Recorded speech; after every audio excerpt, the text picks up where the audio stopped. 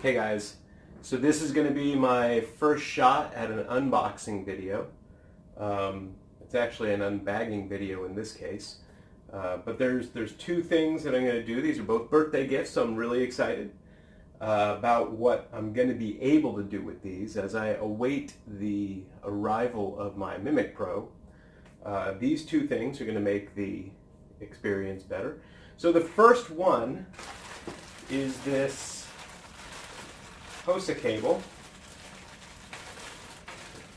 and so what we've got here is, in order to break out the outputs on the Mimic Pro,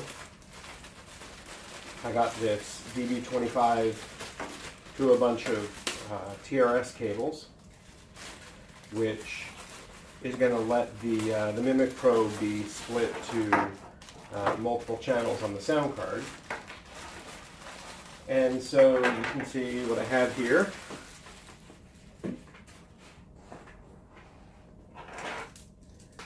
is a big thick cable. So on this end we've got the DB25. This is going to plug into the back of the Mimic Pro. And then the one cable, instead of the mess of cable that I have now, that is going to go down to the individual 8 TRS. You can see those are TRS cables. They're color coded, and these are going to go out to my various different inputs on the sound card. You can see they're even color coded and labeled, so you're not guessing as to which one is which. Those have about an 12 or 18 inch spread on where they separate out into their individual cables. So this is going to make it so that it's a neater wiring job coming off the back of the drum module, and I'm not going to have a huge pile of cable hanging out back there like I do now. It's also going to let me split all of the inputs. So in my case, I'm going to be going kick on one, snare on one, a pair of stereo for the toms, a pair of stereo for the overhead, and a pair of stereo for the room. And that's all going to be in those 8 outputs. And we still have the additional outputs that are the 1/4 inch outputs on the back of the Mimic at that point. Now right now, I have a TD20, which you can see over there. And this is the next piece that I'm going to be undoing, is this Behringer. The Behringer, this is an Ultra Gain ADA8200. And the 8200 is the successor to the 8000. There are things that are fixed about this as far as the power supply, some better quality on some of the preamp, and that sort of thing. So let me get this cut open.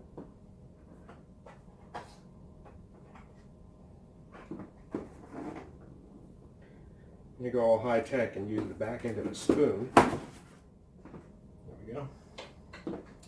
All right, so the ADA, and I know you might be seeing this backwards because I'm using the front side of the camera so I can see what I'm doing. So here we are. We're opening up the ADA 8200, and in here, I'm sure, yep, got the box, manual, power cable, of course, and it uses a standard power cable, so it's got an interior power supply. Good and bad things about that. The good thing is that the interior power supply uses a standard power cable, so you can always replace that. The bad thing is that it's an interior power supply, so if anything goes wrong with it, like happened with my ADA8000, then you're stuck with having to replace the whole unit instead of just power supply. Alright, so here, this is the ADA8200. And so what we've got here are 8 individual input channels that are ready to receive signal. And those have both the XLR and the 1/4 inch type, right? So these are balanced for both quarter and XLR. Now you'll notice on that snake that I bought, the DB25 converter, that I chose for the TRS. So why didn't I just go XLR, since I know I'm going to be going into this unit? Is because the quarter inch are a little bit more flexible. I've got other quarter inch inputs, and I may decide to change around how I'm going to plug these different things in.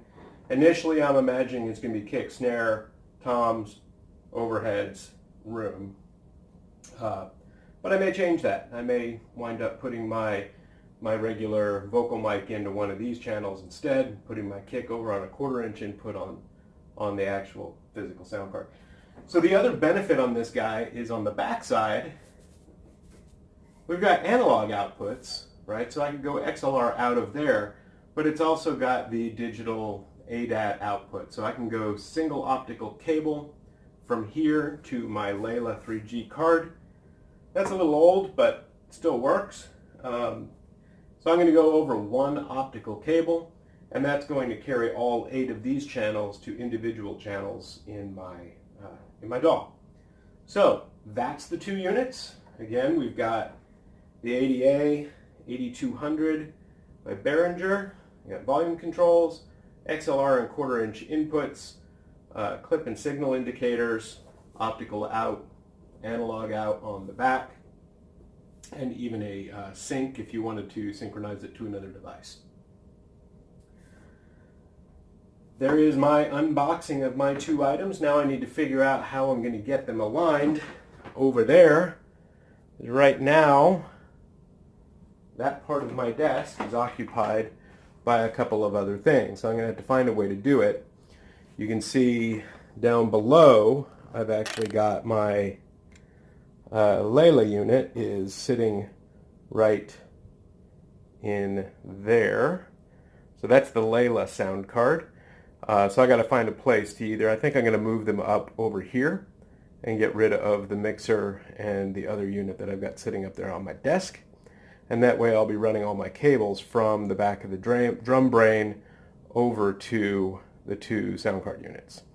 So that's all I got for now. Alright, so here is the finished product. Now I have gotten my ADA 8200 right here attached to the Echo Layla. These are done via the ADAT optical option, and you can see now I have nicely cleaned up the area below my desk where my cables used to be, and also done some consolidation of the wiring on my V-Drums kit as it is, as I prep. Just trying to neaten up the area since I've got nothing else to do with my time as far as getting ready for the Mimic Pro to arrive. So here we are. You can see there is my ADA 8200 in place, ready to be attached to the Mimic Pro. Other things in my area here, you can see I've got some sound dampening, some Yamaha monitors, 2-monitor system, more sound dampening, a Rode NT1, a Variax guitar, a Hansonic, a transport, mic filter, and this is kind of my workspace. Pretty cool space. So that's what I will be using, and we'll be going from there with the new Mimic Pro to arrive hopefully in the next week or 2.